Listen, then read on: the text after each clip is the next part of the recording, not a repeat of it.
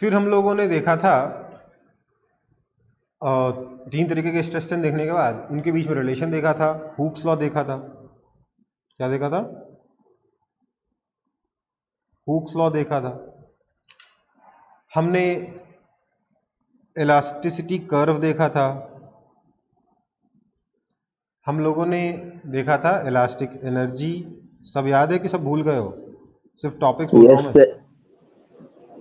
Elastic energy देखा था, फिर इलास्टिक हिस्टेरेसिस देखा था, है ना? ये सारी चीजें हम लोग देख चुके। अब इलास्टिक हिस्टेरेसिस तो हम लोगों ने बेसिकली दो चीजों के लिए शेप देखा भी था,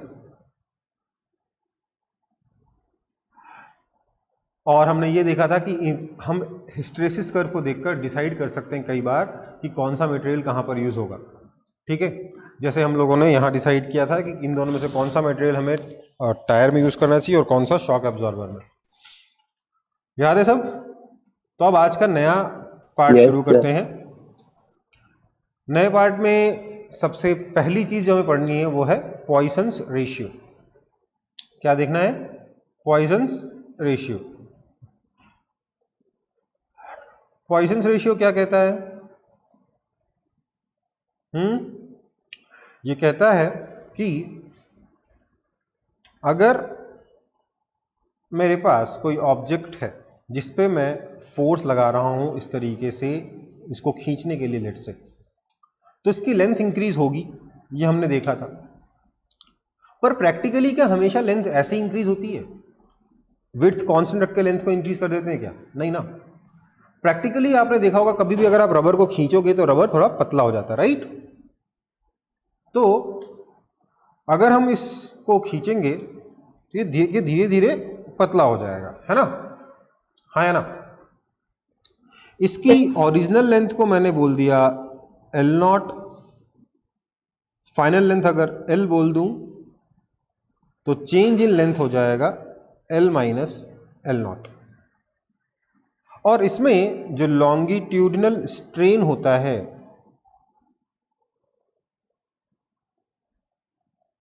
इसको हमने डिफाइन किया था delta L by l not, या डेल्टा एल बाय एल भी लिख सकते हो क्योंकि एल नॉट और एल ऑलमोस्ट इक्वल ही है। तो लॉन्गिट्यूडिनल स्ट्रेन कितना है? Delta L by l not. अब लेकिन साथ ही साथ क्या हुआ, इसका रेडियस भी डिक्रीज हो गया, है ना? इसका ओरिजिनल रेडियस था आर और या आर नॉट, और डिक्रीज हो गई इसका नया रेडियस हो गया है are.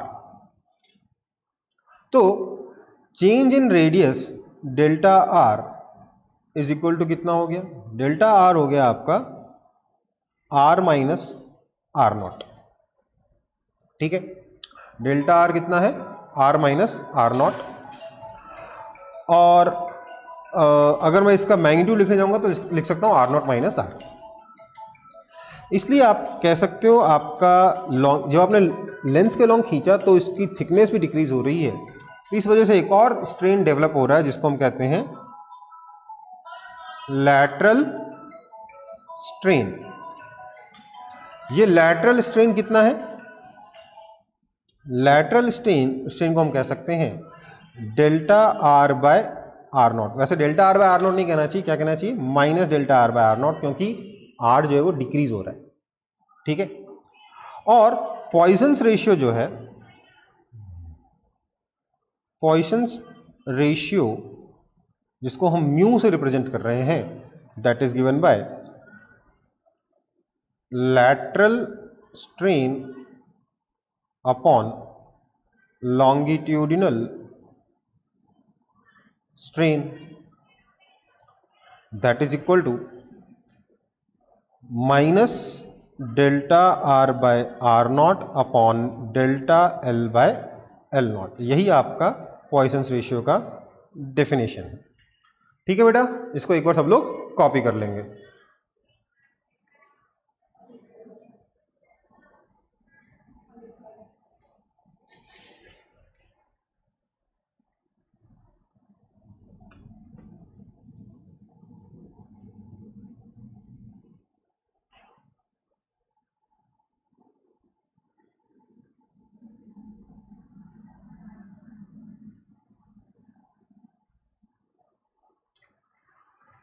Copy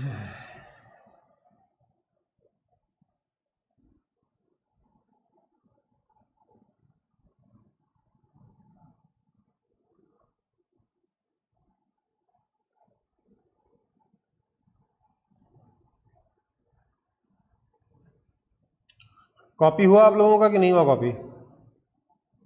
sir okay sir थोड़ा।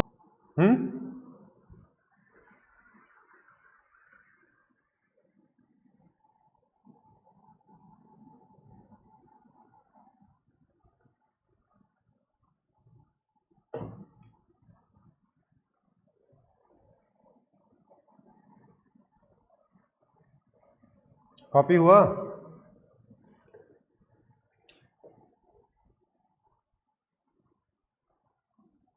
Yes sir.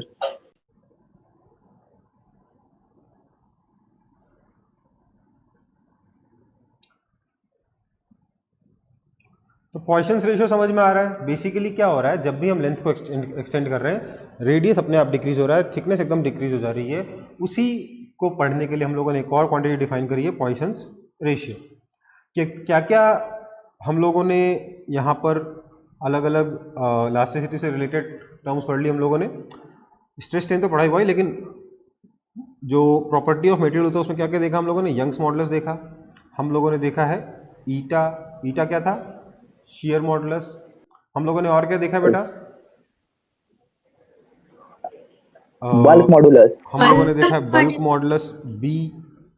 और क्या देखा है? कंप्रेसिबिलिटी के एक ही बात है, बल्क मॉडुलस और के एक ही चीज है, बस रेसिप्रोकल होते हैं एक दूसरे के। और यहां पे एक नई चीज देखी, म्यू। ये सारी आपकी प्रॉपर्टीज ऑफ मैटर है। म्यू क्या है? पॉइसंस रेशियो है। सिग्मा से हम लोग स्ट्रेस को रिप्रेजेंट कर रहे थे, एप्सिलॉन से हम लोग इसको क्या पढ़ते हो? एप्सिलॉन। क्या पढ़ते हो इसको? एप्सिलॉन। एप्सिलॉन से हम लोग स्ट्रेन को रिप्रेजेंट कर रहे थे। ऑल्दो ये जो नोटेशन है ना, सिग्मा एप्सिलॉन, ये कभी आपके बदल भी सकते हैं। कई बार पॉइसंस रेशियो को रिप्रेजेंट करने के लिए सिग्मा यूज कर लेते हैं म्यू की जगह।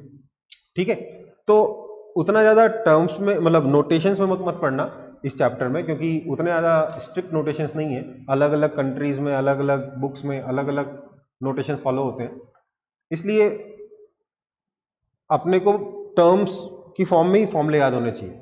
जैसे मैंने आपको एनर्जी पर यूनिट वॉल्यूम का फॉर्मूला क्या दिखाया था? हाफ स्ट्रेस इंटू स्ट्रेन बताया था, राइट? तो मैंने उसमें half mu into half sigma into epsilon नहीं कराया था, हाफ स्ट्रेस इंटू स्ट्रेन करवाया था। उसी तरीके से आपको इस चैप्टर के फॉर्मूले याद होने चाहिए। यहाँ पे क्या याद रखना चाहिए? पॉइसंस रेशियो क्या होता है?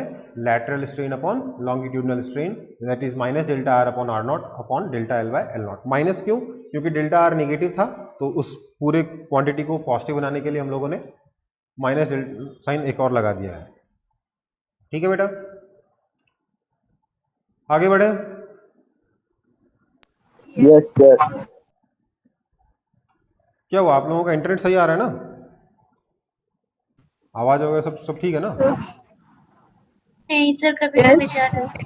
चलो फिर नेक्स्ट, अगला है relations between Young's modulus, bulk modulus, eta and mu. ये जो चार चीजें थी ना, आप बोलोगे सर एक के भी तो था। के क्या था? कंप्रेसिबिलिटी, वो भी तो था। वो तो बस बल्क मॉडुलस का रेसिप्रोकल है, उसमें तो अलग से कोई दिमाग लगाने की जरूरत है नहीं। मेनली चार ही है, चार से एक और डिराइव करके के जबरदस्ती हमने बनाया है। अगर हम Young's modulus, bulk modulus, coefficient of rigidity और पॉइसंस रेशियो के बीच में रिलेशंस देखें, तो रिलेशंस क्या है? टोटल हमारे पास दो रिलेशंस है। एक तो है Young's modulus is equal to 3b into 1 minus 2 mu, और दूसरा है Young's modulus is equal to 2 eta into 1 plus mu. ठीक है, ये दो रिलेशंस आते हैं, इनका डेरिवेशन आपको नहीं जानना है। इनफैक्ट ये दो रिलेशंस भी नॉट वेरी इंपॉर्टेंट, इनको याद रखना उतना जरूरी नहीं है, बट आपको पता होना चाहिए कि दो रिलेशंस हैं। मानिए ये दो रिलेशंस हैं, ये जानने से क्या फायदा होगा? ये देखो भैया, टोटल चार थे, इसमें से दो रिलेशंस मिल गए, मतलब इंडिपेंडेंट कितने हो गए? कहने का मतलब ये है, अगर मेरे को y पता हो और b पता हो तो मैं आसानी से म्यू निकाल लूंगा, है ना? अगर मुझे y पता होगा और b पता होगा तो मैं म्यू आसानी से निकाल लूंगा। और इस अब मुझे y भी पता है, म्यू भी पता है, तो मैं ईटा भी आसानी से निकाल लूंगा। मतलब कि अगर मेरे को 4 में से कोई 2 चीजें पता होंगी तो मैं बाकी की 2 कैलकुलेट कर सकता हूं। दिखने में लग रहा है कि 4 इलास्टिसिटी कांस्टेंट्स है किसी मटेरियल के पास, बट प्रैक्टिकली अगर सोचा जाए तो देयर आर ओनली 2। सिर्फ 2 इंडिपेंडेंट elasticity constants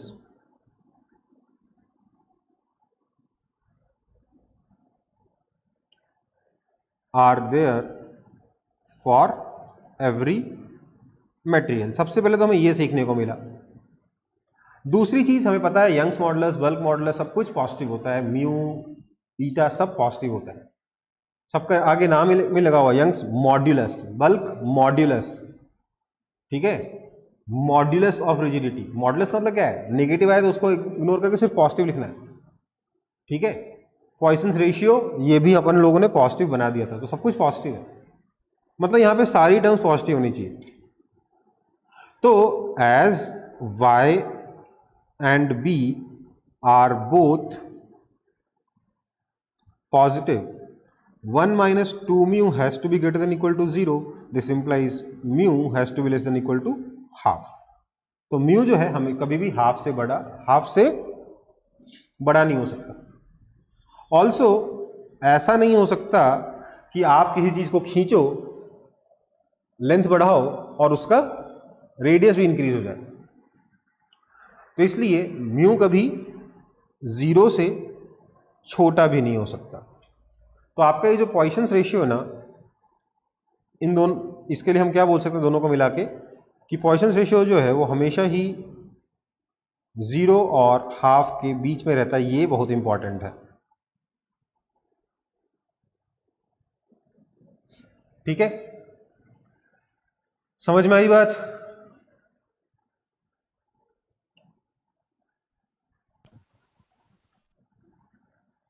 सबको क्लियर है ये बात? Yes, sir. चलो फिर आगे बढ़ रहे हैं।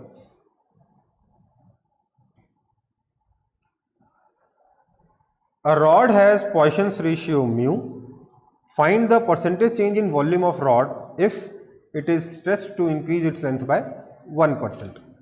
देखिए 1% स्ट्रेन जनरली हमारे मेटेलिक ऑब्जेक्ट्स में नहीं आता है, 1% काफी बड़ा हो गया, पर इस क्वेश्चन में 1% दे रखा है। हम कह रहे हैं कि अगर एक रॉड का पॉइसन्स रेशियो म्यू है और उसकी लेंथ को हमने स्ट्रेच कर दिया 1% से, तो बताइए इसके वॉल्यूम में परसेंटेज चेंज क्या आएगा, ठीक है। तो हम क्या बोलेंगे, हमें पता है कि delta L by L is equal to 1% या फिर 1/100 बोल सकता हूं मैं। हमें यह भी पता है कि mu is equal to minus delta are by r upon delta L by L.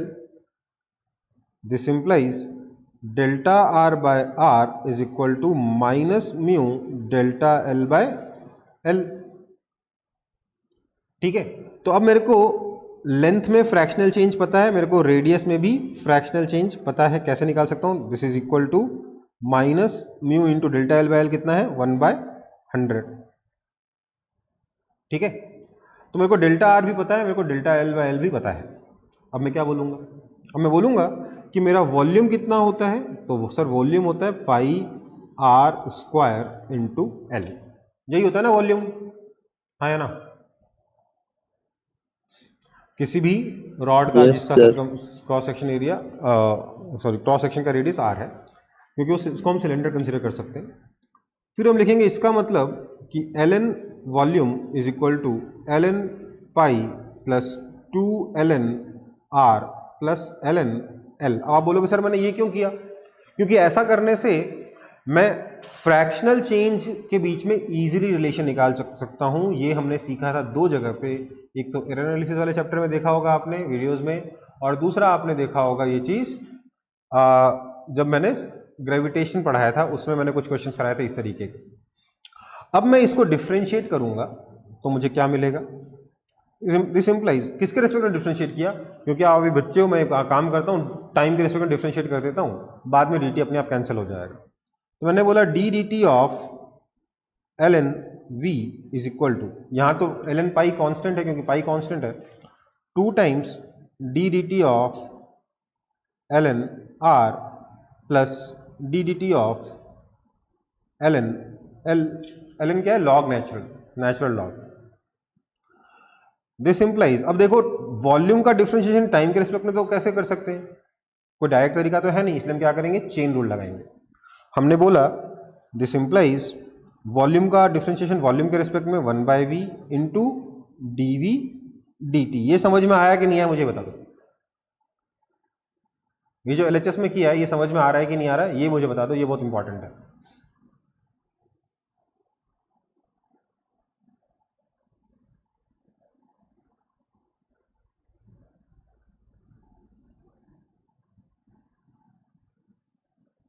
Yes नहीं समझ में सर। आ रहा है?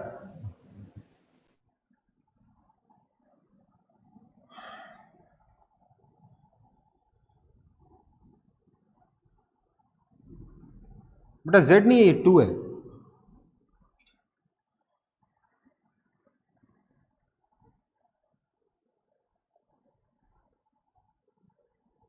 यहां से यहां समझ में आ रहा है,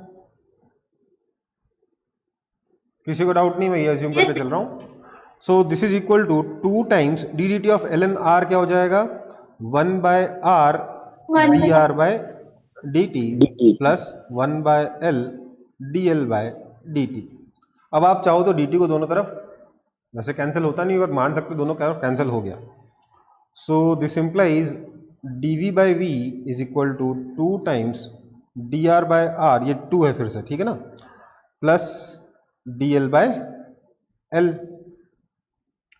नाउ क्योंकि सारा आपका जो चेंज है डेल्टा एल बाय एल छोटा है, 1/100 है, डेल्टा आर बाय आर भी छोटा है, माइनस म्यू बाय 100 है, इसलिए हम उसको dv की जगह डेल्टा लिख सकते हैं, d की जगह डेल्टा लिख सकते हैं। Delta v by v is equal to 2 times delta r by r plus delta l by l, that is equal to, now delta r by r is minus mu by 100, so this is equal to minus 2 mu by 100 plus delta l by l is 1/100, ठीक है।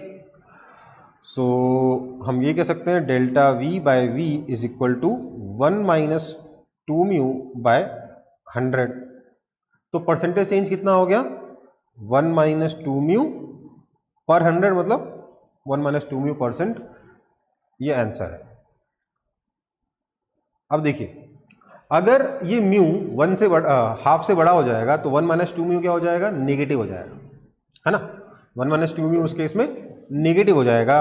और हम देखेंगे अगर 1 minus 2 mu negative हो गया मतलब हमने रॉड को खींचा और रॉड का वॉल्यूम डिक्रीज हो गया, ऐसा तो नहीं होना चाहिए ना, इसलिए आपका म्यू जो है हमेशा ही 1 से हाफ से छोटा होता है, ठीक है।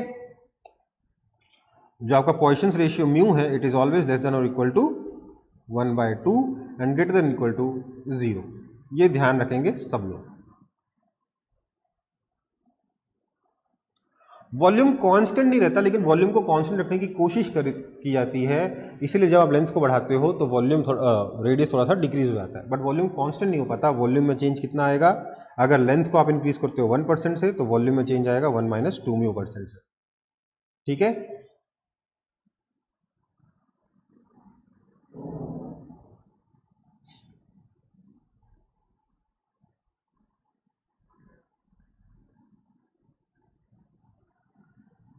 ये सब लोगों को समझ में आ रहा है?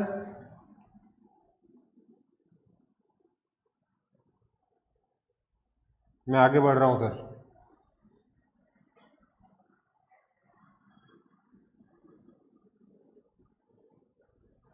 समझ में आ गया ना सबको, कॉपी हो गया है, ठीक है। अब देखेंगे elongation of rod under self weight, ठीक है। देखो भाई अगर मैं एक सिंपल सा रॉड लूं और उस पर दोनों तरफ फोर्स लगाऊं तो रॉड की लेंथ इंक्रीज हो जाती है ना, लेकिन अगर मैं इस रॉड के छोटे छोटे टुकड़े कर दूं इस तरीके से, सारे के सारे डीएल डीएल डीएल डीएल, तो ये सारे डीएल डीएल जोड़ के ही तो ये रॉड बनेगी ना, हाँ है ना। तो अगर मैं इस रॉड को खींचूंगा तो क्या होगा, ये हर एक डीएल भी इंक्रीज हो रहा है कि नहीं हो रहा, हाँ या ना? Yes, sir. Yes, sir. अब देखो, ये मेरा जो मैंने जो हाथ से जो डीएल लिखा है वो अलग जगह रह गया, बाकी एनिमेशन आगे भाग गया। बट वापस से देखिए, हर एक डीएल लेंथ जो है उसकी विड्थ इंक्रीज हो जाएगी, उसकी लेंथ इंक्रीज रहेगी, विड्थ नहीं, उसकी लेंथ इंक्रीज रहेगी। तो मैं ये कह रहा हूं, क्या मैं ये कह सकता हूं कि total change in length of rod is equal to summation of Summation. हर एक छोटी छोटी लेंथ डीएल में जो चेंज आया है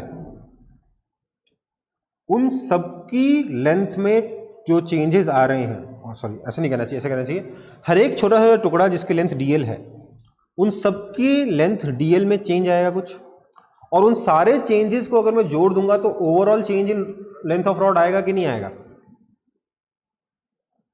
हाँ या ना?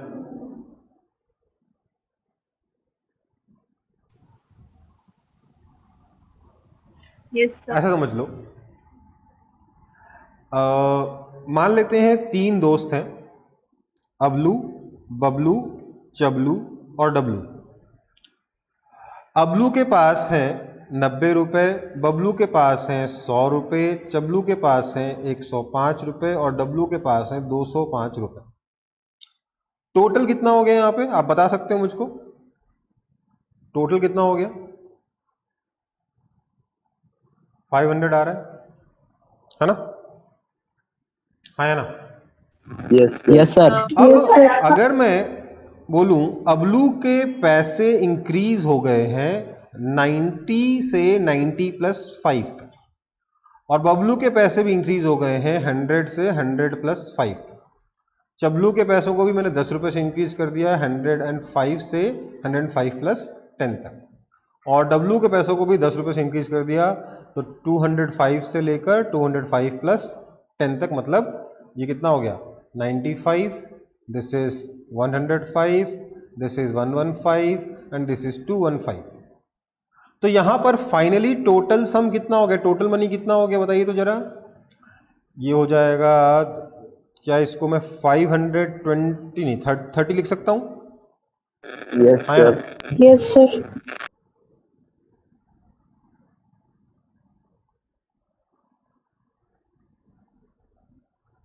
तो चेंज इन टोटल मनी कितना हो गया?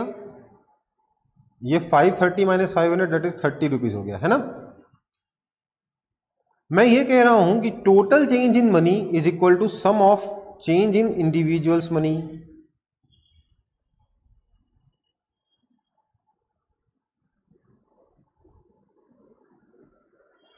सिंपल सी बात कह रहा हूं, इसमें कोई खास गणित बहुत बड़ी रॉकेट साइंस बता नहीं रहा हूं, सिंपल सी चीज कह रहा हूं कि हर एक रॉड डीएल लेंथ की रॉड में जो चेंज इन लेंथ आएगा उन सारी चेंज इन लेंथ को अगर मैं ऐड कर दूंगा तो मुझे overall change in length of the rod मिल जाएगा। हाँ या ना? Yes, sir. ठीक है। Yes, sir. अब मैंने यहां जो भी लिखा है सबको मिटा दे रहा हूं क्योंकि जगह नहीं होगी बाद में।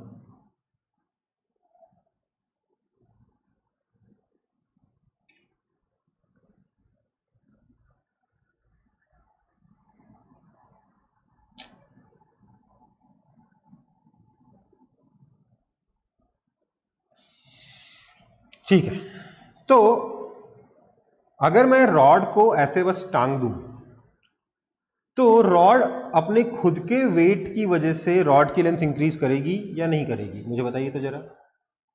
Yes, sir. करेगी. करेगी। क्या होगा इस रॉड के ऊपर, मैं अगर एक छोटा सा लेंथ कंसीडर करूं डीएल, तो ये सारी की सारी छोटी छोटी लेंथ में कुछ इंक्रीमेंट आएगा। अब मुझे इसमें एक छोटी सी बात लग रही पूछनी आपसे कि मैं ये सब कर क्यों रहा हूं? मैं इसलिए कह रहा हूं बेटा क्योंकि रॉड में इस पॉइंट पे टेंशन कुछ और होगा और इस पॉइंट पे टेंशन कुछ और होगा। हाँ या ना? हाँ या ना?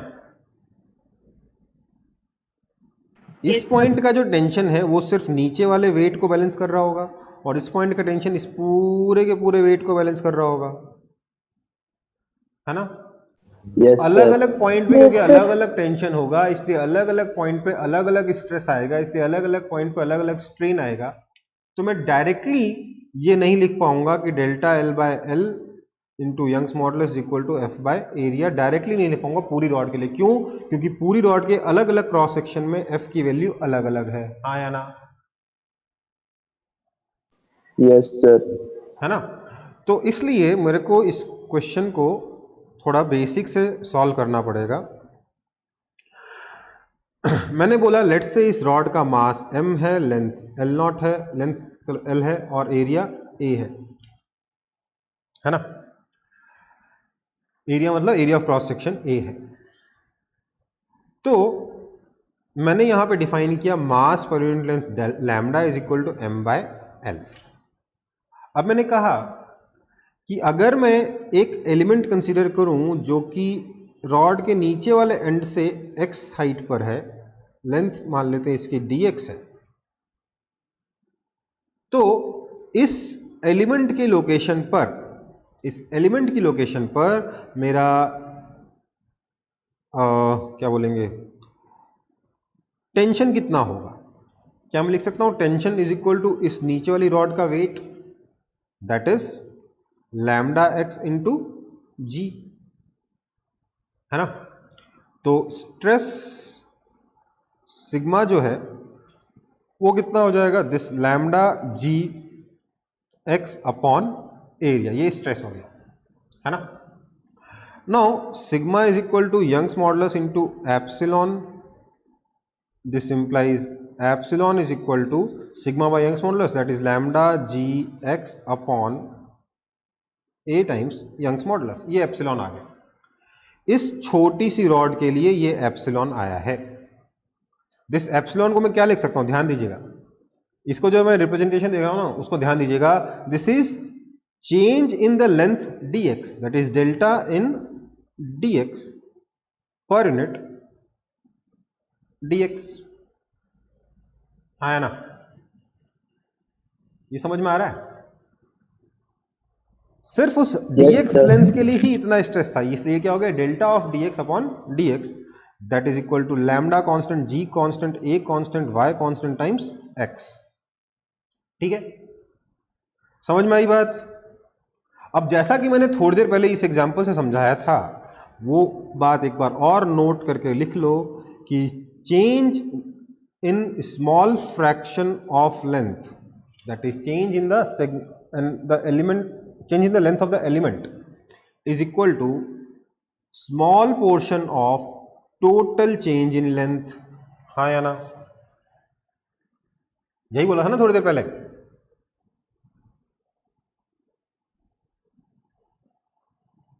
Yes, sir.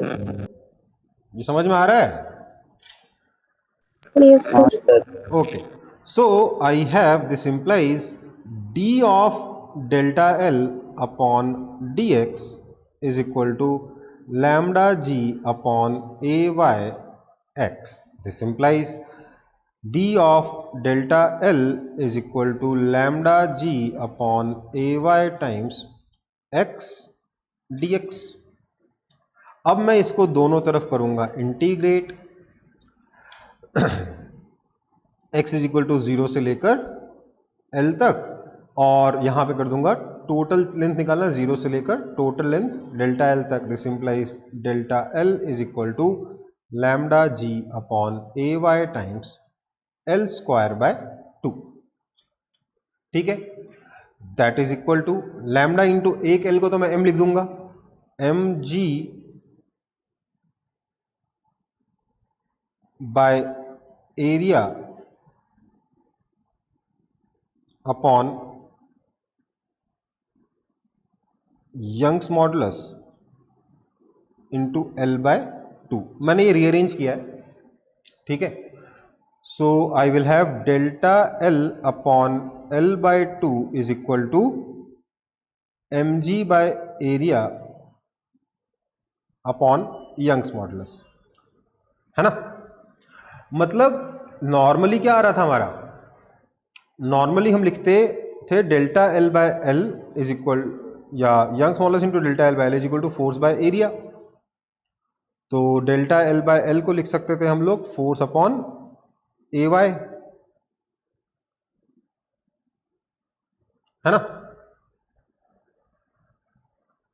लेकिन यहां पे डेल्टा एल की बाय एल की जगह delta L upon L by 2 लिखा हमने। क्यों? क्योंकि यहां पे डायरेक्ट इस आंसर पे नहीं पहुंचे हम लोग, पूरा इंटीग्रेशन करके मिला है हमें ये आंसर। ठीक है, कई लोग इस पे बोल देते हैं कि इसका अरे ऐसे थोड़ा ना होगा, इसका तो दूसरा तरीका है। क्या तरीका है? वो बोलते हैं, मैं आपको दिखा देता हूं, फिर आपको पता होना चाहिए कि गलत है। वो बोलते हैं कि देखो भैया ऐसा है कि ये रही रॉड, इसके सेंटर पे लगा mg, तो इफेक्टिवली सिर्फ L/2 लेंथ पे लगा mg, इसलिए हम लिखेंगे delta L upon L/2 times Young's modulus is equal to mg by area. कई लोग इस तरीके से इस आंसर तक पहुंच जाते हैं। देखो, this is good to memorise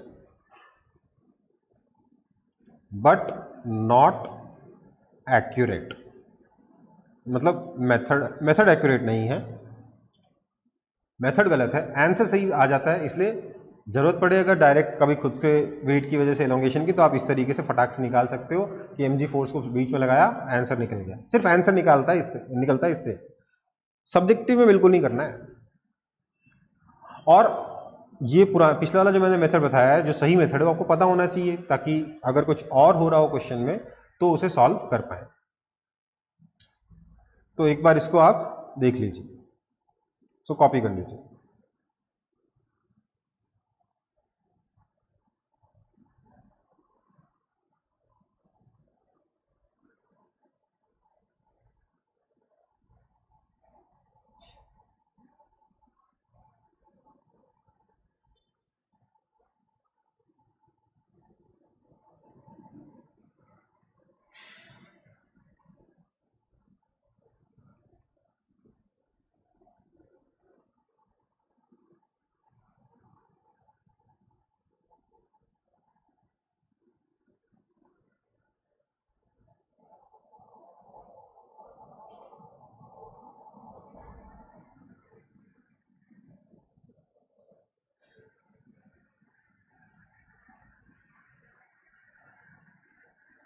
copy हो गया?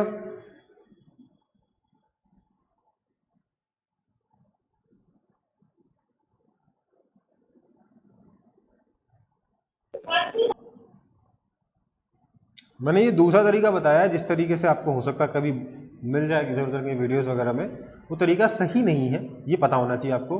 उससे बस आंसर आया था, इसलिए वो तरीका आपको ही पता होना चाहिए, ताकि आंसर आप जल्दी निकाल पाओ, इतना आपको कैलकुलेशन ना करना पड़े।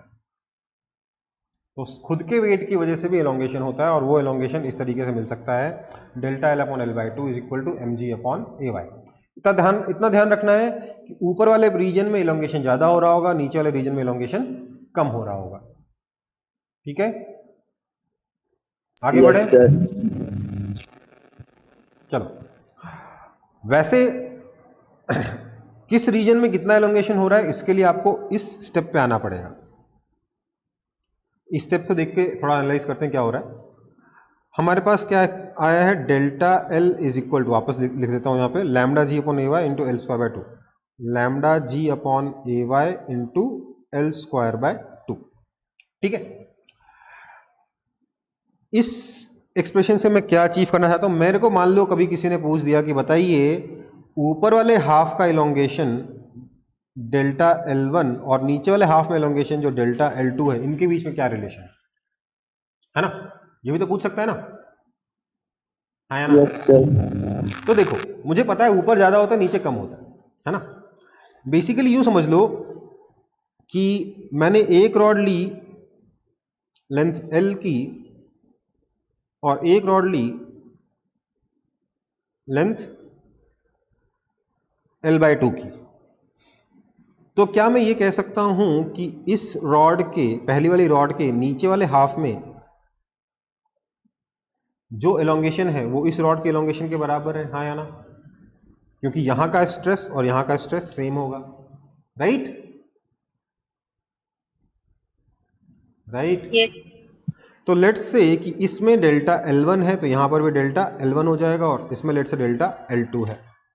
तो क्या मैं ये लिख सकता हूं कि delta L1 is equal to lambda g upon A y into l की जगह L/2 तो L/2 का होल स्क्वायर अपॉन 2 और delta L that is equal to delta L1 plus delta L2 is equal to ये वाला expression तो है ही अपने पास, है ना।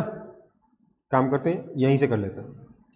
तो मैं लिख सकता हूं कि delta L1 upon delta L is equal to L/2 का square upon L square that is equal to 1/4। This implies delta L is equal to 4 delta L1। This implies delta L1 plus delta L2 is equal to 4 delta L1। This implies delta L2 is equal to 3 delta L1। समझ में आया? मतलब कि ऊपर वाली length में जो change है वो नीचे वाली लेंथ के मुकाबले ट्रिपल होगा। Yes, sir. Delta L2 is equal to 3 delta L1। क्यों? क्योंकि टोटल जो चेंज इन लेंथ है दैट इज नीचे वाली लेंथ का चेंज का 4 टाइम्स है ना बेटा।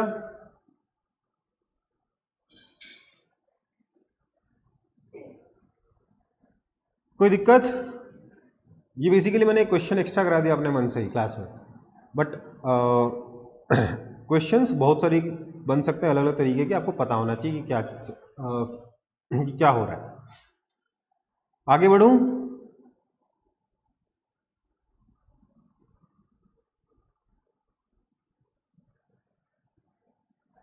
तो अब हम आएंगे अपने अगले टॉपिक पे जिसका नाम है टॉर्शन। अब ये टॉर्शन आपको बता देता हूं, ये काफी अच्छे खासे लेवल का टॉपिक है, पर क्या है ना, मेरे को लगता था जब मैं कि ये चीज मेरे ओपिनियन में क्लास 11 12 में नहीं होनी चाहिए, बट है आपके सिलेबस में, देखना पड़ेगा, है ना।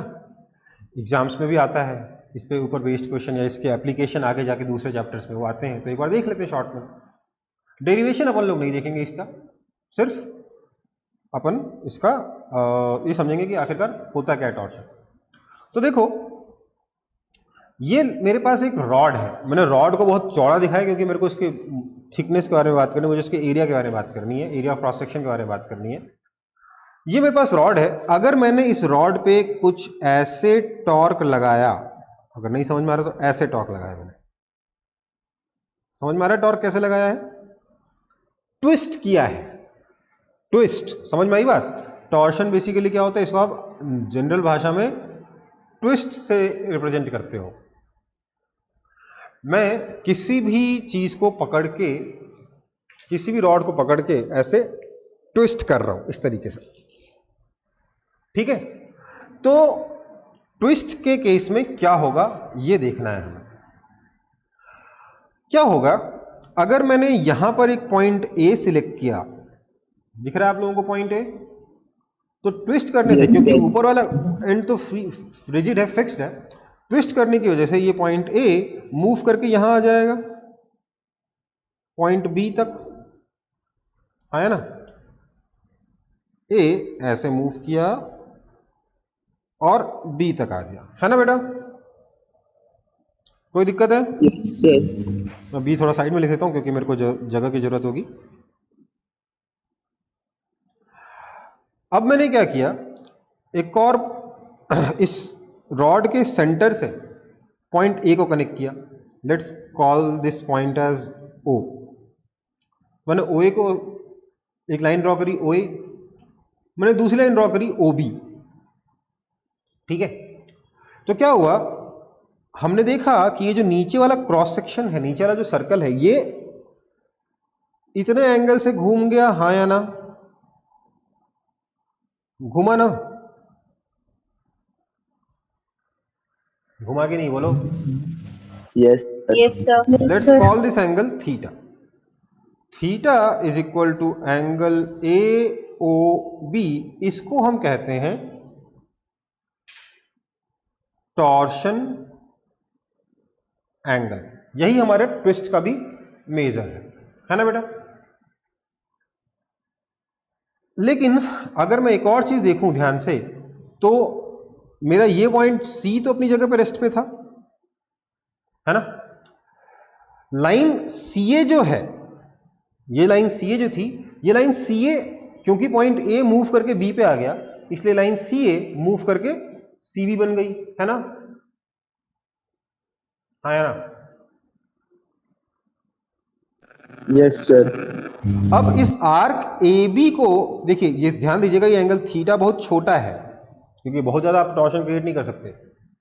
ये जो लाइन ए बी है बेटा, क्या इस लाइन ए बी को मैं कह सकता हूं कि this is the sliding perpendicular to this line B C, जैसे हमारे शेयर के केस में होता था। ये लाइन सी हो गया, ये ए हो गया, ये बी हो गया, कुछ ऐसी सिचुएशन ही है ना।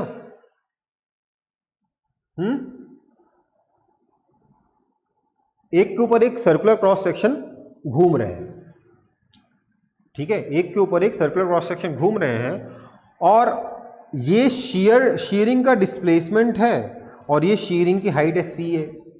इसको let's call this length as L और इसका रेडियस को हम लोग आर कह देते हैं। तो ए बी कितना है बेटा? क्या मैं ए बी को आर थीटा कह सकता हूं? और हमारा ये वाला जो एंगल बन रहा है ना फाई, इस फाई को हम क्या बोलेंगे? शीयरिंग एंगल कहेंगे, ठीक है। ये कितना हो जाएगा? This will be equal to A B by L. हाँ या ना? समझ में आ रही बात?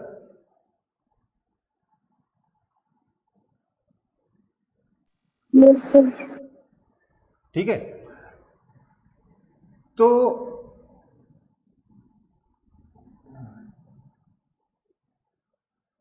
अच्छा, ये हमारे ट्विस्ट को मेजर करने के, टॉर्शन को मेजर करने के लिए दो एंगल है, एक शीयरिंग एंगल और एक टॉर्शन एंगल, ठीक है।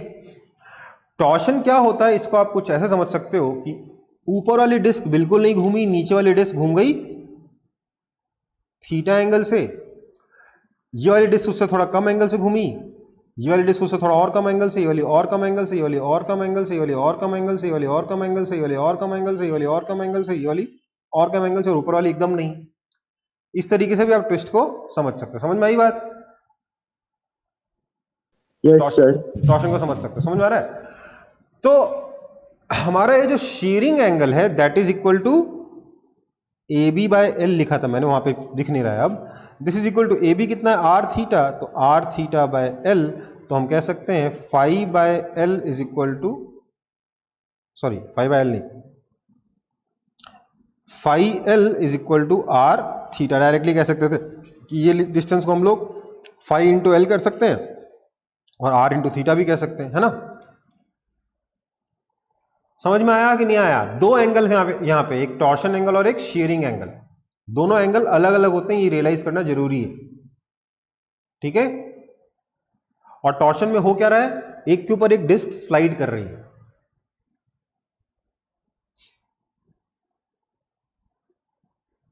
बेसिकली ये वाली डिस्क थीटा एंगल से स्लाइड करी, यहां वाली डिस्क किसी और एंगल से स्लाइड करेगी, यहां वाली डिस्क किसी और एंगल से स्लाइड करेगी, यहां वाली डिस्क किसी और एंगल से स्लाइड करेगी, ये किसी और एंगल से, ये किसी और एंगल से, और इस तरीके से आपकी अलग अलग डिस्क अलग अलग एंगल से स्लाइड करेगी। समझ में आया कि नहीं आया?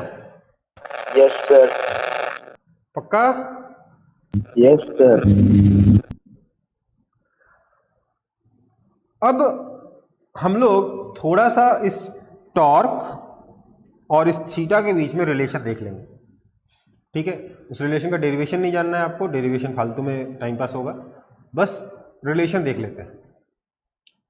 ये टॉर्क कितना होगा? This torque will be given by, देखो यहां पे कौन सा मॉडुलस काम आएगा? यंग्स मॉडुलस, शियर मॉडुलस, या आपका बल्क मॉडुलस? कौन सा, किस तरीके का डिफॉर्मेशन है ये? Shear modulus. Shear modulus. तो जितना ज्यादा शियर मॉडुलस होगा उतना ज्यादा टॉर्क लगाना पड़ेगा, है ना बेटा, है ना। क्या मैं ये भी कह सकता हूं कि जितना ज्यादा आपको टॉर्शन एंगल क्रिएट करना उतना ज्यादा टॉर्क लगाना पड़ेगा? जितना ज्यादा आप ट्विस्ट करना चाहते हो उतना ज्यादा टॉर्क लगाना पड़ेगा, है ना। Yes, sir. Yes, sir. लेकिन मेरे को एक चीज और लग रही कि नहीं, साथ में वो नीचे एल भी लगाना चाहिए। क्यों? क्योंकि अगर ज्यादा लंबा रॉड है तो इजीली ट्विस्ट हो जाएगी, है ना? Yes. Yes, sir. एक चीज और है कि साथ में जो पतली रॉड होगी वो इजीली ट्विस्ट हो जाती है, आपका वायर इजीली ट्विस्ट हो जाएगा। और बहुत मोटा रॉड दे देंगे तो उसको ट्विस्ट कर पाओगे क्या उतना एंगल से? वायर को तो पकड़ के आराम से घुमा सकते हो, है ना? मोटे रॉड को घुमा सकते हो नहीं, नहीं No, ना? sir. रेडियस भी रहना चाहिए। It is also proportional to area, है ना? होना चाहिए कि नहीं होना चाहिए? होना चाहिए कि नहीं? सर इन्वर्सली प्रोपोर्शनल होगा। टॉर्क तो ज्यादा लगेगा ना, जितना ज्यादा एरिया होगा उतना ज्यादा टॉर्क लगाना पड़ेगा ना। थीटा इनवर्सली प्रोपोर्शनल होगा, ठीक है? Yes, sir. Torque will be directly proportional to area, जितना ज्यादा एरिया होगा उतना ज्यादा ट्विस्ट करना पड़ेगा। इतना नहीं है, एक और चीज होगी, सिर्फ एरिया से काम नहीं चलेगा, इसके आगे एक आर स्क्वायर बाय 2 और आएगा। मतलब area sir already pi R square था, इंटू आर स्क्वायर बाय 2 और आ गया। बेसिकली इसको हम कहते हैं, ये जो ए आर स्क्वायर बाय 2 लिख रहे हैं ना, इसको हम कहते हैं, इसको रिप्रेजेंट करते हैं जी से। इसको आप कह सकते हो moment of inertia of area. क्या कह सकते हैं इसको? Moment of inertia of area कह सकते हैं।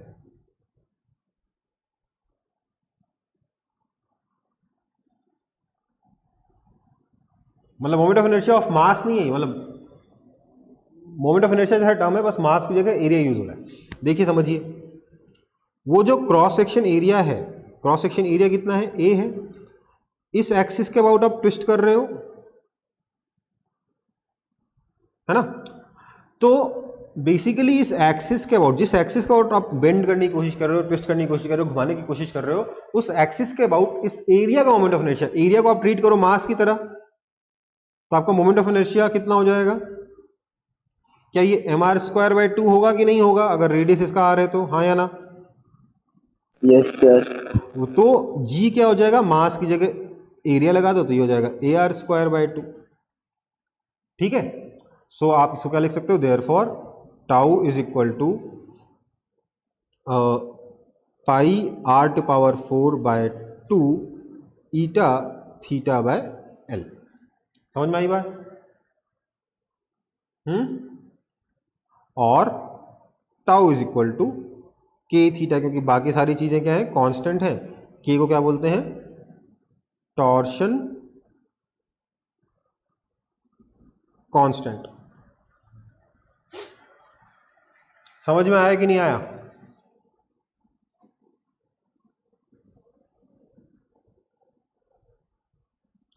समझ में आने वाली बात नहीं, याद हो जाएगा इस तरीके से फॉर्मूला कि नहीं याद हो पाएगा? Yes, sir. हो जाएगा।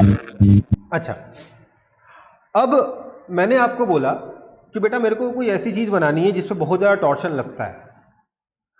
आपके पास दो ऑप्शन है, या तो आप एकदम सॉलिड रॉड बना दो, या आप उतने ही मटेरियल का कुछ ऐसा रॉड बनाओ, क्रॉस सेक्शन जिसका कुछ ऐसा है। आपको क्या लगता है किसमें फायदा होगा?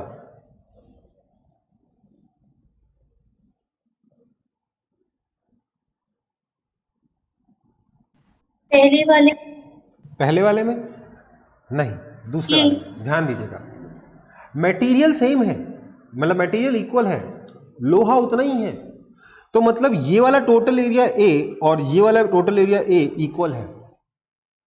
दोनों A1 A2 नहीं, दोनों एरिया बराबर है ना? समझ में आई बात? अब मुझे बताओ, मतलब ये हुआ कि यहां के अंदर वाला जो एरिया था उसको हटाकर मैंने बाहर लगा दिया है, यही ना हुआ है कुछ? हाँ या ना? Yes yes. तो मतलब मैंने मास को या एरिया को सेंटर से दूर ले गया हूं, मैं एरिया को मैं सेंटर से दूर ले गया हूं ना? Yes, sir. तो मेरा मोमेंट ऑफ इनर्शिया इंक्रीज करेगा कि डिक्रीज करेगा? इंक्रीज करेगा। इंक्रीज करेगा। इंक्रीज करेगा ना, हाँ या ना, बोल दो। मोमेंट ऑफ इनर्शिया मेरा इंक्रीज करेगा, और क्योंकि मेरा मोमेंट ऑफ इनर्शिया इंक्रीज कर रहा है, क्योंकि हमारा मोमेंट ऑफ इनर्शिया इंक्रीज कर रहा है, हम क्या बोलेंगे, हमको उसको ट्विस्ट करना हमारे लिए मुश्किल होगा। अगर हम चाहते हैं कि रॉड ट्विस्ट ना हो तो इट्स बेटर कि हम खोखली रॉड बनाएं। इट्स बेटर कि हम खोखली रॉड बनाएं। हम मतलब उतने ही मटेरियल की, खोखली नहीं बोलना चाहिए, बोलना चाहिए एनुलर रॉड बनाएं, है ना, ये एनुलर रॉड है ना, हाँ है ना। Yes sir. तो annular rod gets less twist as it has higher G and therefore higher K, है ना बेटा।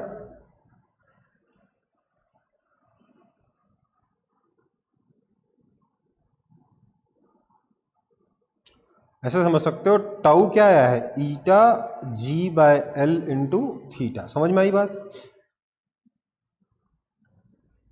Yes sir. चलो कॉपी हो गया।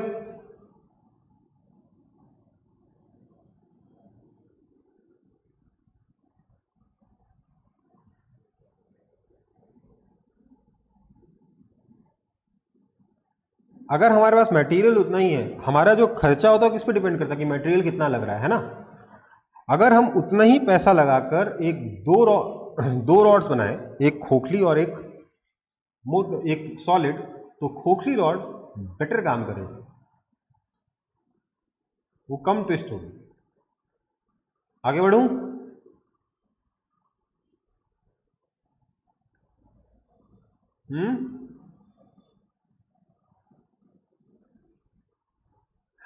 मुझे एक चीज बताइए, आपने कहीं टॉर्शन का यूज होते देखा है?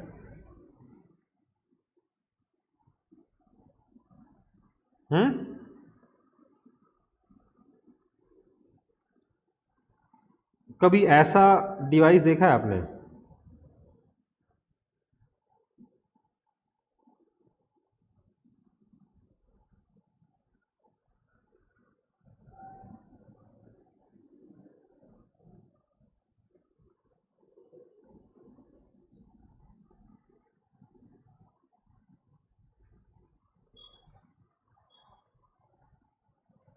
यहां बोल्ट, नट बोल्ट खोलने के लिए कभी इस तरीके का डिवाइस देखा है?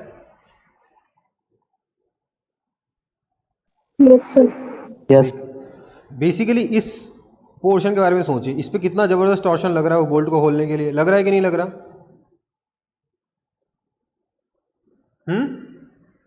ऐसी किसी भी जगह पे आपको, अगर आपको कोई रॉड ट्विस्ट करनी पड़ रही है तो बेसिकली वहां पे टॉर्शन आएगा, और टॉर्शन कितना बर्दाश्त कर पाएगा, क्या कर पाएगा, उन सबके लिए हमें इन चीजों की जरूरत पड़ेगी। ठीक है, आगे बढ़े।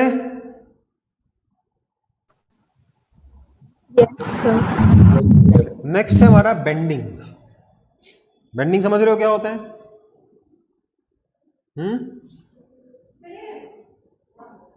समझ रहे हो? Yes sir. बेसिकली क्या होगा, मेरे पास ये स्ट्रेट रॉड है, मैंने इसको दोनों हाथ से पकड़ के ऐसे खींचा, मैंने इस तरीके से टॉर्क लगाया, ऐसे देख रहे हो?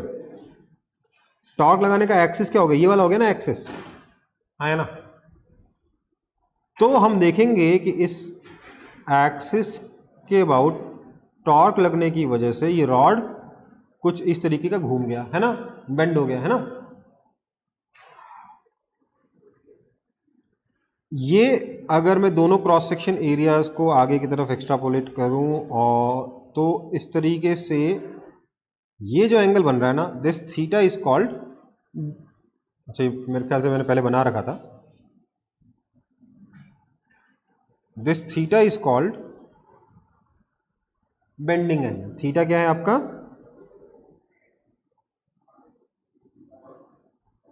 Bending angle. समझ में आया?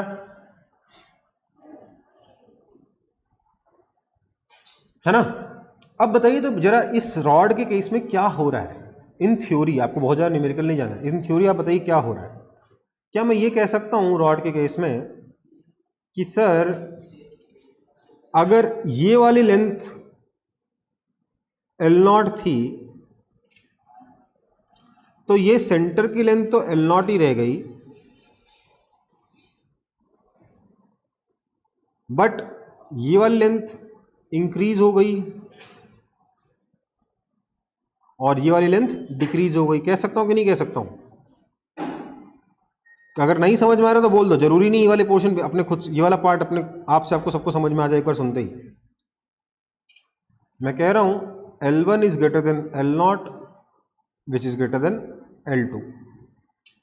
समझ में आ रहा है? Yes sir. Yes sir. कुछ लोगों को समझ में नहीं आया। देखिए ये सब के सब कंसेंट्रिक सर्कल्स हैं, L1 L2 और L0, जिसमें L0 का यस L0 के मुकाबले L1 का रेडियस बड़ा है और L2 का रेडियस छोटा है। Yes, sir. तो L2 क्या हो जाएगा अगर ये R0 है तो L2 क्या हो जाएगा R0 minus this into theta, yes और L1 कितना हो जाएगा R0 plus this into theta. हाँ या ना? Yes, sir. है ना बेटा? तो बेसिकली ये जो सिचुएशन है बेंडिंग की, इसमें क्या हो रहा है, आपका लेंथ इंक्रीज और डिक्रीज हो रहा है ना? तो कौन सा मॉड्यूलस काम आना चाहिए? Young's modulus. Young's Young's modulus. Modulus. इस प्रॉब्लम को, मतलब इस बेंडिंग को कौन अपोज करेगा? तो यंग्स मॉड्यूलस अपोज करेगा, है ना?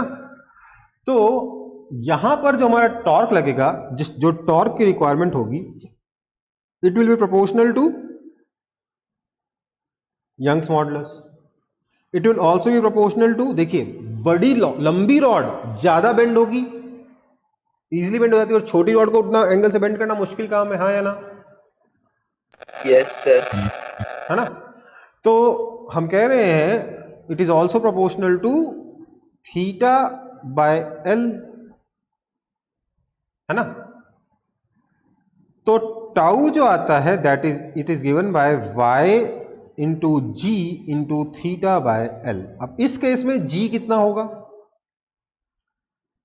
तो देखिए आपके क्रॉस सेक्शन एरिया ये रहा, इस क्रॉस सेक्शन एरिया का अगर मैं नॉर्मल व्यू देखूं तो ये रहा नॉर्मल व्यू, और दिस इज द एक्सिस जिसके अबाउट सारे कर्मकांड हो रहे हैं, क्योंकि टॉर्क जो है इस एक्सिस का आउट लग रहा है ना, वो एक्सिस इस एरिया के परपेंडिकुलर है। हाँ या ना?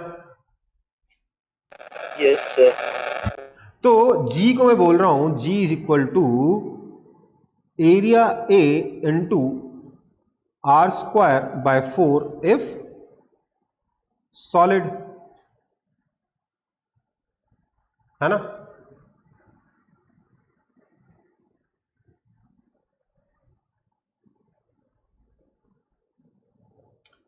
Moment of inertia of area निकालना है ना। एक डिस्क का moment of inertia about this axis कितना होता है? Moment of inertia I is equal क्या होता है? एम आर स्क्वायर बाय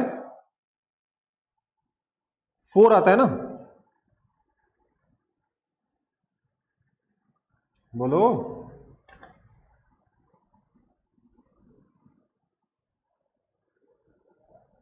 बोलो।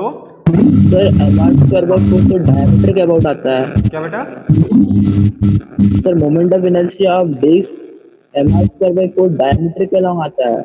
देखो बेटा, अगर मैं एक डिस्क लूं, इस एक्सिस के अबाउट मोमेंट ऑफ इनर्शिया आई होता है एम आर स्क्वायर बाय 2, लेकिन डिस्क के डायमीटर के अबाउट क्या आता है? एम आर स्क्वायर बाय 4 आता है ना। मैं ये बात कहना चाह रहा हूं, यहां m की जगह एरिया a लग जाएगा। समझ में आई बात? वैसे यस सर। वैसे आपने जब मुझसे डाउट पूछा तो उसकी आवाज मुझे क्लियर नहीं आई, तो अगर कुछ और डाउट है तो एक बार मुझे टाइप करके भेज दो।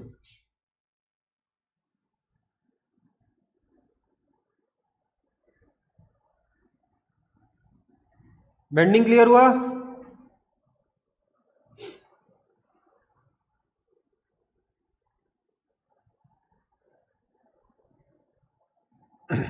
अब देखो, इस केस में भी मैं वो बात कह सकता हूं कि सर अगर सॉलिड नहीं होता बल्कि एनुलर होता, तो क्योंकि मास दूर होता, मान लीजिए क्रॉस सेक्शन एरिया मैंने उतना ही रखा बट एनुलर कर दिया, तो मास को मैंने दूर कर दिया, मोमेंट ऑफ इनर्शिया को बढ़ा दिया, तो क्या हो जाएगा, ट्विस्ट करना, सॉरी बेंड करना मुश्किल हो जाएगा कि नहीं हो जाएगा?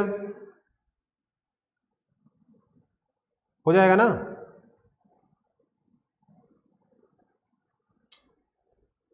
बोलो ना। Yes sir. बेंड करना मुश्किल हो जाएगा, इसीलिए हम अपने पोल्स को, इलेक्ट्रिक पोल्स जो होते हैं ना, वो देखें कभी, लोहे वाले जो इलेक्ट्रिक पोल्स होते हैं खोखले होते हैं ना,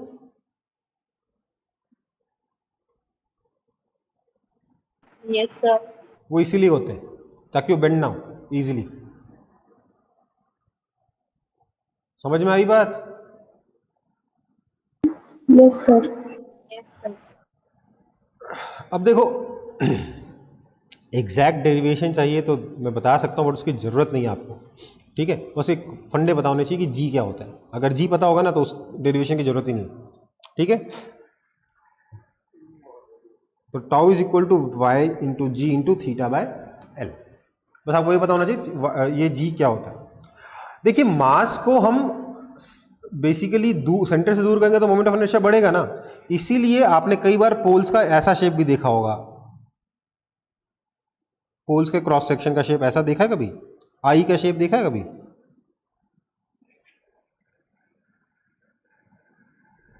देखा है कि नहीं? No sir. नहीं देखा? अच्छा, ऐसा तो देखा होगा।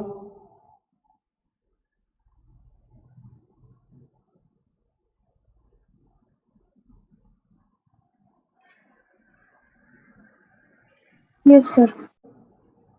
बेसिकली ऐसा ज्यादा बनाते नहीं है, ऐसा ही बनाते हैं। क्यों? क्योंकि रेल की पटरियां ऐसे बनाते हैं और इसी का पोल्स भी अच्छे काम करते हैं। क्यों?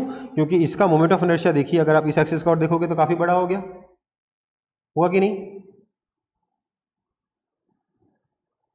Yes sir. Yes yes sir. क्योंकि मास दूर है, इस एक्सिस का और भी अच्छा खासा है क्योंकि मास दूर है ना? तो मास को हम सेंटर से दूर करना चाहते हैं to increase the moment of inertia, इसीलिए कभी खोखला बनाते हैं, कभी आई शेप का बनाते हैं रॉड अपना, ठीक है? पोल्स अपने अपने जो पोल्स होते हैं ना, बेंडिंग बचाने के लिए हम कभी खोखले बनाते हैं, कभी आई के शेप के बनाते हैं, है ना? आगे बढ़े।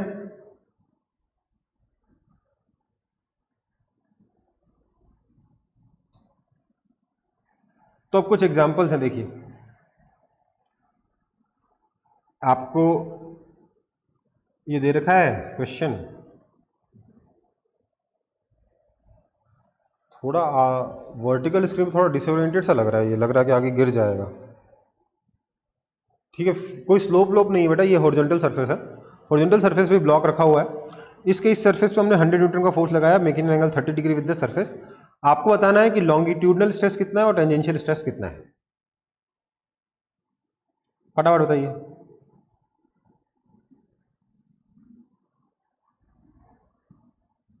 क्या करेंगे? लॉन्गिट्यूडनल स्ट्रेस के लिए हमें कौन सा फोर्स चाहिए होगा? नॉर्मल फोर्स चाहिए होगा, that is 100 sine 30 degree, that is 50 newton. और टेंजेंशियल स्ट्रेस के लिए हमें चाहिए होगा ये हॉरिजॉन्टल, ये tangential force, that is tangential stress का मतलब क्या हो गया? Basically shear stress, shearing stress, है ना? Yes sir. तो ये कितना हो गया? 50√3 न्यूटन। और ये एरिया कितना है? This area A is equal to 2 into 5 10 meter square. Therefore longitudinal stress बताइए तो जल्दी से कितना हुआ? 5 न्यूटन पर मीटर स्क्वायर। और टेंजेंशियल स्ट्रेस क्या हो गया?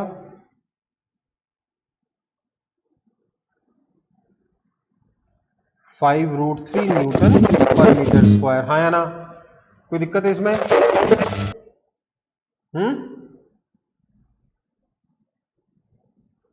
50 न्यूटन अपॉन एरिया लॉन्गिट्यूडनल हो गया, ये 50√3 अपॉन एरिया टेंजेंशियल हो गया, ठीक है? Easy question. Yes sir. Next, find elongation in rod rotating about its end as sir थोड़ा सा पीछे कीजिए सर।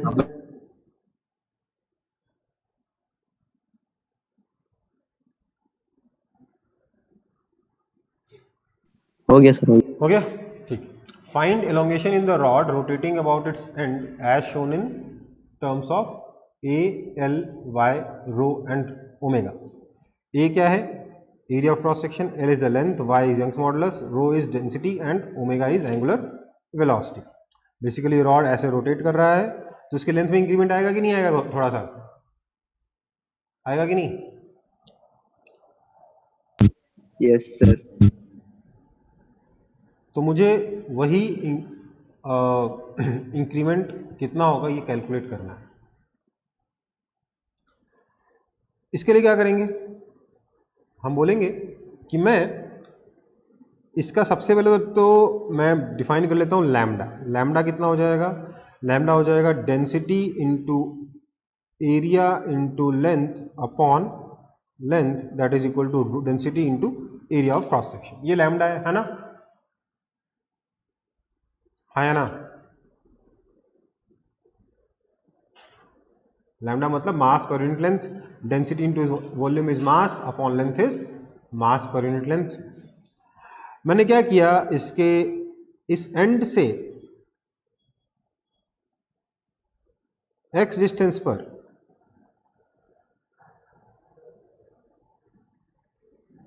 dx लेंथ का एक स्ट्रिप समझा, इस एक स्ट्रिप को कंसिडर किया। मैंने बोला ये जो स्ट्रिप है ये इस पोर्शन को सेंट्रीपिटल फोर्स प्रोवाइड कर रही होगी, इसी स्ट्रेस का टेंशन, इसी पॉइंट का टेंशन, है ना? हाँ या ना? Yes sir. तो मैं लिख सकता हूं कि अगर यहां का टेंशन T है तो this tension T is equal to इसका mass lambda x into omega square into उसके सेंटर का रेडियस। सेंटर का रेडियस कितना हो जाएगा? L minus x by two. हाँ या ना? ये हुआ कि नहीं हुआ?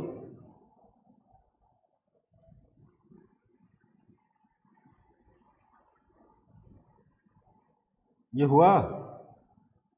Yes sir. यस। सो ये टेंशन T है, इसको मैं चाहे तो ऐसे लिख सकता हूं lambda L omega square X minus lambda omega square X square by two. ये टेंशन T आ गया। तो इससे मैं स्ट्रेस लिख सकता हूं, stress is equal to T by area. अब देखिए लैम्डा बाय एरिया क्या है? रो है ना? लैम्डा अपॉन एरिया क्या है? रो है। That is equal to rho omega square L into X minus rho omega square X square by two. ये आ गया stress. This implies delta dx upon dx is equal to rho omega square L X minus rho omega square X square by two. ठीक है। अब delta dx क्या है? इस dx length में छोटा सा चेंज या छोटी सी लेंथ में change, that is equal to small part of overall change in length. So delta dx is nothing but d of delta L, और dx को मैं RHS में ले जाता हूं तो I will have rho omega square L x dx minus rho omega square X square by two dx। This implies जो overall length आएगा that is equal to rho omega square L तो ऐसे ही रह गया, एक्स डी एक्स का integration X कहाँ से कहाँ तक? जीरो से लेकर एल तक, minus rho omega square by two ऐसे ही रह गया, एक्स स्क्वायर डी एक्स का इंटीग्रेशन कहाँ से कहाँ तक? जीरो से लेकर एल तक। ठीक है, कोई दिक्कत है इसमें?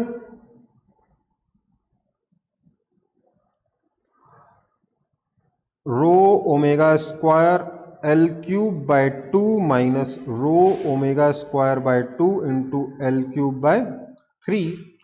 सो रो omega square L cube into one by two minus one by six is one by three. ये आपका आंसर है। अच्छा, यंग्स मॉडुलस लिखा ही नहीं मैंने, यहां यंग्स रह जाएगा, ये यंग रह जाएगा, ये वाई रह जाएगा, ये वाई रह जाएगा, ये 3y आ जाएगा। ठीक है,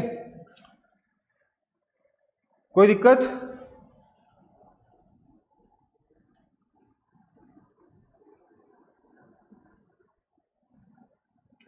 स्ट्रेस कितना होता है? यंग्स मॉडुलस इनटू स्ट्रेन होता है ना? Yes sir. सबको क्लियर है ये कि नहीं क्लियर है?